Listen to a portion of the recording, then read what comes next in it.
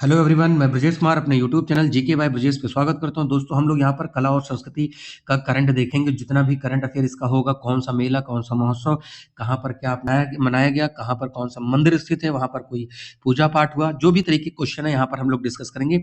अभी जब आप क्वेश्चन देखेंगे तो आपको वैसे ही एग्जाम में डायरेक्ट मिलते हैं। आपकी जो आने वाली परीक्षा है आर ओ की दोस्तों परीक्षा होगी, पीसीएस की परीक्षा होगी, यूपीपी की परीक्षा होगी और एसएससी की तमाम परीक्षा होंगी और सभी जगह यह काम आएगा। ठीक है, चलिए दोस्तों शुरू करते हैं बिना किसी देरी के।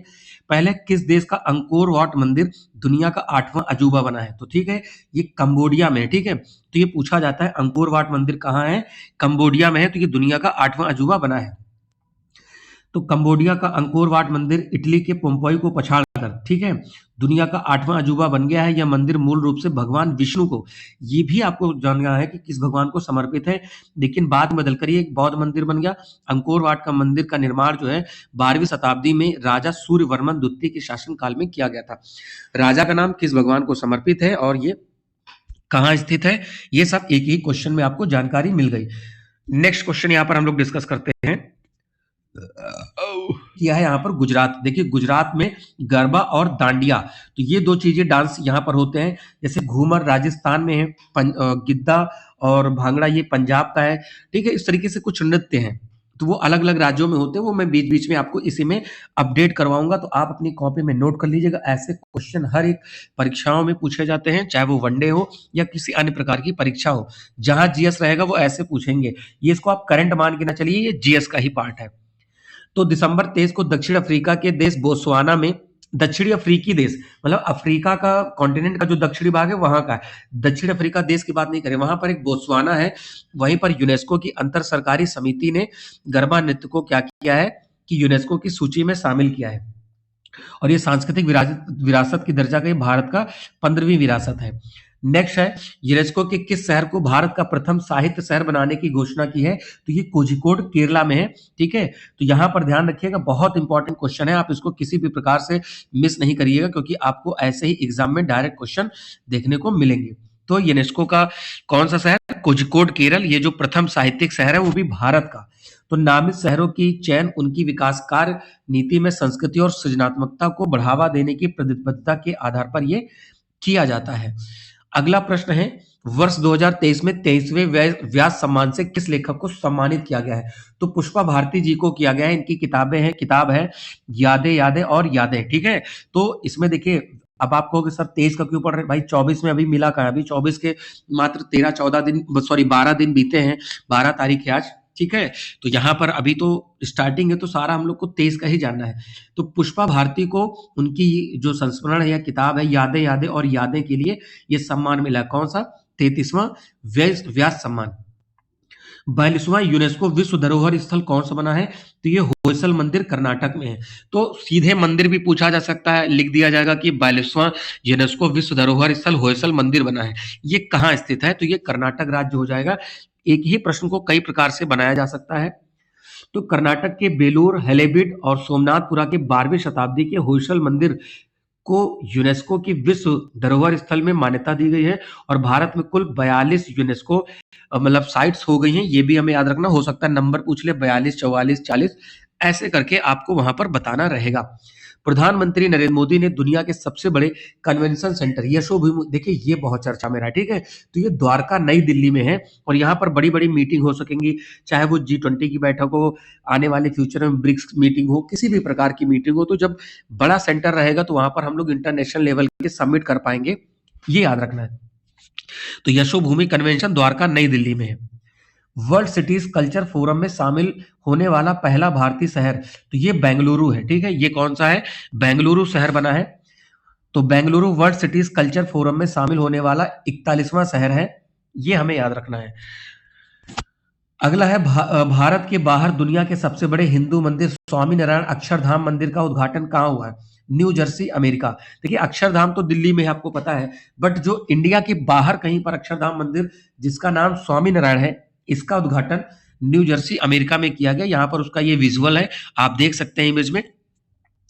इस मंदिर को बनाने के 4 तरह के पत्थरों का, limestone, pink sandstone, marble, granite का इस्तेमाल हुआ और ये 183 एकड़ में फैला हुआ है, काफी बड़ा मंदिर है। प्रधानमंत्री नरेंद्र मोदी ने किस राज्य में समक्का सरक्का जनजाति विश्वविद्यालय खोलने की कोशिश की है, मतलब सॉरी घोषणा की है। तो ये तेलंगाना स्टेट है, ये याद रखिएगा। यहाँ पर राज्य का नाम और इसका विद्यालय का नाम याद रखना है। तो ये नया विश्वविद्यालय तेलंगाना राज्य में उच्च शिक्षा को पहुंच को बढ़ाने के साथ साथ उनकी क्वालिटी में सुधार करेगा। ठीक है, तो ये आदिवासी आबादी के लोग को पहचान दिलाने के लिए यहाँ पर है, उनकी संस्कृति उनकी परंपरा वो बनी रहे, वो एजुकेट हो, इसलिए प्रयास किया गया है। भारत का 41वां, तो 41वां कौन सा है? शांति निकेतन। अभी मैंने 42वां बताया था, होयसल वाला कर्नाटक जो था। 41वां कौन सा है? शांति निकेतन पश्चिम बंगाल में। ठीक है, शांति निकेतन जो है वो रविन्द्रनाथ टैगोर के पिताजी के ने आश्रम से शुरुआत करी थी, बाद में ये विद्यालय का दर्जा मिला था शांति निकेतन।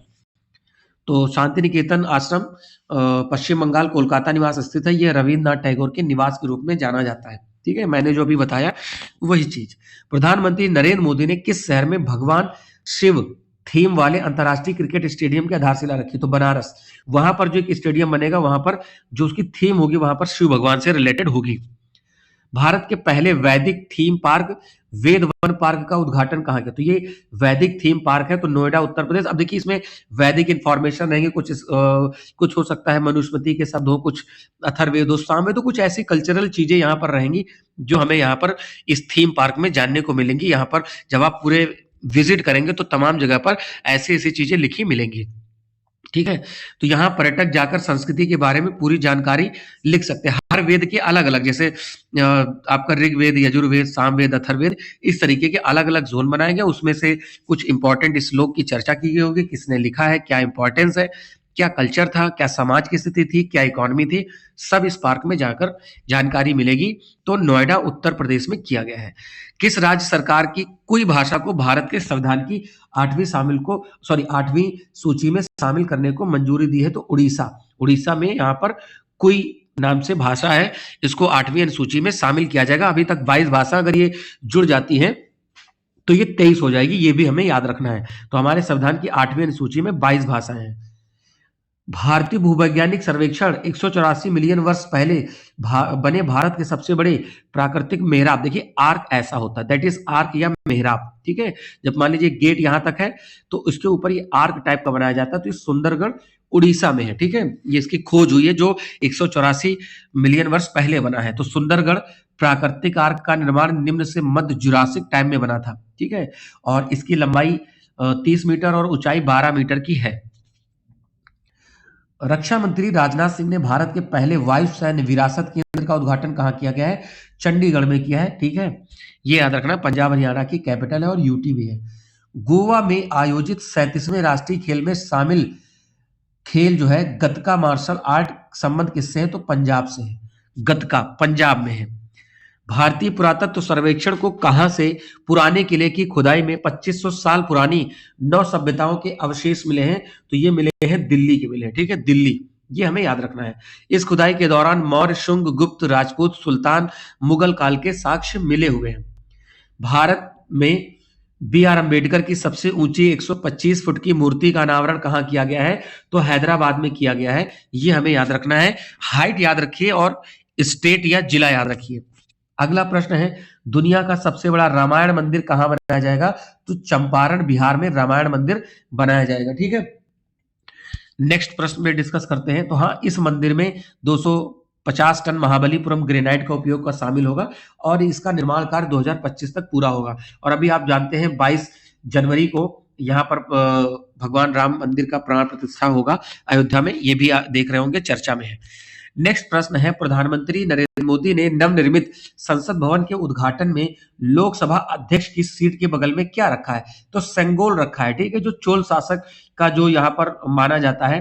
ठीक है, तो अगस्त 1947 में जब भारत को आजादी दी जा रही थी तो उस समय ब्रिटेन से भारतीय नेताओं को सत्ता हस्तांतरण के रूप में एक राजदंड, जिसको सेंगोल कहा गया, प्रधानमंत्री उस समय के जवाहरलाल नेहरू को दिया गया था। ये चोल वंश का माना जाता है, जो कि मैंने आपको पहले ही बता दिया है। अगला है, युगे युगीन नामक भारत राष्ट्रीय संग्रहालय कहां स्थापित किया जाएगा? तो नई दिल्ली में किया जाएगा। ठीक है, ये हमें याद रखना। अभी यशो भूमि हमने बताया द्वारका में, जो एक सबसे बड़ा कन्वेंशन सेंटर होगा, तमाम तरह की मीटिंग्स भी की जा सकेंगी, ये हमें याद रखना है। युगे युगीन देखिए यहाँ पर 5000 से अधिक वर्षों की भारत की सभ्यता की संस्कृति को यहाँ पर प्रदर्शित करेगा। 2023 में भारत के सर्वोच्च साहित्यिक सम्मान 57वें ज्ञानपीठ, अभी मैंने व्यास बताया था, पुष्पा नाम था उनका, और यहाँ पर दामोदर मौजे को यहाँ पर व्यास की जगह क्या है, यहाँ पर ज्ञानपीठ सम्मान है। मैंने अभी व्यास सम्मान को डिस्कस किया था। तो गोवा के लघु कथा लेखक, उपन्यासकार, आलोचक और कोंकणी में पटकथा लेखक दामोदर मौजो को भारत के सर्वोच्च साहित्यिक सम्मान 57वें ज्ञानपीठ से सम्मानित किया गया। बड़ा पुरस्कार माना जाता है लिटरेचर के क्षेत्र में, इंडिया के अंदर जो दिया जाता है। बाकी बाहर तो नोबेल का साहित्य वाला, वो तो समय समय पे कहीं ना कहीं दिया ही जाता है। दुनिया का सबसे बड़ा हड़प्पा संस्कृति का संग्रहालय कहाँ स्थापित किया जाएगा? तो राखीगढ़ी, हरियाणा में किया जाएगा। हड़प्पा संस्कृति आपको पता है, ये रावी नदी के तट पर है, ये आप याद रखिएगा। वही सिंधु घाटी सभ्यता, तो उसमें हड़प्पा भी एक बड़ा स्थल माना जाता है मोहनजोदड़ो के बाद। दुनिया का सबसे बड़ा हड़प्पा सांस्कृतिक संग्रहालय जो है राखीगढ़ी में, लगभग 5000 साल पुरानी सिंध घाटी सभ्यता कलाकृतियों को प्रदर्शित करने के लिए स्थापित किया जाएगा। यायात्सो झील की जैव विविधता अधिनियम 2002 के तहत किस राज्य या केंद्र शासित प्रदेश का पहला जैव विविधता विरासत स्थल घोषित किया गया है? तो लद्दाख। तो यायोत्सो झील जो है वो लद्दाख में है, ठीक है, हमें ये याद रखना। और बायोडायवर्सिटी डे अगर कब मनाया जाता है? तो वो 22 मई को, इंटरनेशनल बायोडायवर्सिटी डे 22 मई को मनाते हैं, हमें ये भी याद रखना है, डेट याद रख लीजिएगा। इस झील में जो है लद्दाख में 48-20 मीटर की, मतलब 4820 मीटर की ऊंचाई पर स्थित, खूबसूरती के साथ पक्षियों के लिए स्वर्ग के रूप में जानी जाती है। तेलंगाना के पूर्व मुख्यमंत्री के जो है के चंद्रशेखर राव ने हरे कृष्णा हेरिटेज टावर की आधारशिला कहां रखी है? तो हैदराबाद में रखी है। हैदराबाद में भी अंबेडकर जी की 125 फीट की प्रतिमा भी स्थापित की जाएगी, अभी मैंने थोड़ी देर पहले बताया है। दुनिया का पहला 3D प्रिंटेड मंदिर, तो ये क्या है? तेलंगाना में है। 3D प्रिंटेड कैसे होता है आप समझिए। जैसे मान लीजिए कोई मशीन है, उसमें सारा मटेरियल भर दिया और उस पर उसको क्या कर दिया गया है, सारी चीजें सेट कर दी गई हैं, तो अपने आप बनता जाता, दैट इज 3D प्रिंटेड मंदिर। वो अपने आप से मशीनों के द्वारा फिर वो बनता चला जाता है। हॉर्नबिल महोत्सव ये नागालैंड का, हॉर्नबिल एक पक्षी है दोस्तों, उसी में मनाया जाता है, ये नागालैंड का है हॉर्नबिल महोत्सव। तो देखिए, मेरा हाउचोबा महोत्सव मणिपुर का, जगन्नाथपुरी रथ यात्रा उड़ीसा का। तो ये कुछ इसके अलग पॉइंट हैं, तो ये देखिए यहाँ पर चित्र के माध्यम से भी आप देख सकते हैं। किस राज्य के धुरोडो गांव को संयुक्त राष्ट्र विश्व पर्यटन संगठन के सर्वश्रेष्ठ गांव की सूची में पर्यटन सम्मान के लिए चुना गया? तो ये है गुजरात स्टेट है यहाँ पर। अगले प्रश्न पर आएंगे हम लोग। तो अच्छा, यहां पर देख लीजिए, United Nation World Tourism Organization गठन 1 नवंबर 1975, मुख्यालय मैड्रिड स्पेन, और भारत शामिल हुआ है 1975 में। महासचिव हैं जुराब पोलो लिकाश्विली। नेक्स्ट है, नवंबर 2023 में केंद्रीय मंत्रिमंडल ने आदिवासी कल्याण के उद्देश्य से किस अभियान को कहा है? तो पीएम जनमन, ठीक है, पीएम जनमन योजना को, ये जो आदिवासी कल्याण के लिए शुरू की गई है, 15 नवंबर को इसकी घोषणा की है। जनजातीय गौरव दिवस 15 नवंबर को मनाते हैं उसी पे। भारत में अमेरिकी राजदूत एरिक गर्सोटी ने हम्प विश्व युद्ध सेकंड संग्रहालय का उद्घाटन किस राज्य में किया है? ये अरुणाचल प्रदेश में किया है। हम्प world war second, Arunachal Pradesh, ठीक है। अगला है, किस राज्य के हस्तशिल्प उद्योग डिंडोरी को गोंड पेंटिंग का जीआई टैग दिया गया है? तो ये एमपी का। देखिए, गोंड एक ट्राइब भी है, तो एमपी में ही सबसे ज्यादा मिलती है, ठीक है। मैं ट्राइब पर भी एक जीएस का वीडियो लेकर आऊंगा बहुत जल्द।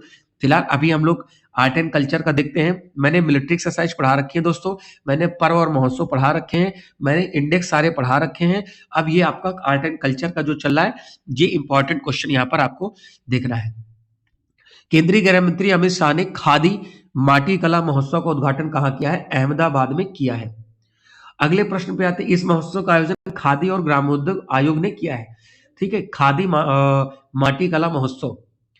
ये प्रश्न है, किस राज्य के रिस्पॉन्सिबल टूरिज्म मिशन को संयुक्त राष्ट्र विश्व पर्यटन संगठन द्वारा क्यूरेटेड केस स्टडी की प्रतिष्ठित सूची में शामिल किया गया है? तो केरल, ठीक है। देखिए, केरल हुआ, साउथ में गोवा हुआ, फिर आप कह सकते हो कि तमिलनाडु में ऊटी वगैरह हुआ। तो कुछ टूरिस्ट प्लेस है। नॉर्थ में तो आप जानते हैं जितने भी माउंटेनियस स्टेट है वहां पर टूरिज्म बहुत होता है। तो केरल रिस्पॉन्सिबल टूरिज्म मिशन में अपनी टिकाऊ और लिंग समावेशी पहल के लिए ग्लोबल रिस्पॉन्सिबल टूरिज्म अवार्ड से सम्मानित किया गया है। तो यूएनडब्ल्यूटीओ स्थापना 1975, मुख्यालय मैड्रिड स्पेन, और महासचिव जुराब पोलो लिकास्ली। ठीक है दोस्तों, तो ये आज के इंपॉर्टेंट क्वेश्चन हो गए जो आपकी आगे परीक्षा होगी पीसीएस की। आरओ एआरओ की होगी, सभी जगह पर ये काम आएगा। यूपीपी की परीक्षा होगी, बीपीएससी की परीक्षा होगी दोस्तों, और आपकी एसएससी की तमाम परीक्षाएं होंगी, और उत्तर प्रदेश पुलिस की मैंने बताया ही है। तो सभी जगह ये काम आने वाला है। जो लोग नए हैं प्लीज चैनल को सब्सक्राइब करें, दोस्तों में शेयर करें और वीडियो को लाइक करें। ऐसे ही मैं इंपॉर्टेंट क्वेश्चन का यहाँ पर डिस्कशन करता रहूंगा। मिलते हैं इसके सेकंड पार्ट में, बहुत जल्दी आपके सामने सेकंड पार्ट होगा और ऐसे ही इंपॉर्टेंट क्वेश्चन होंगे। ठीक है, तब तक के लिए नमस्कार, जय हिंद, थैंक यू।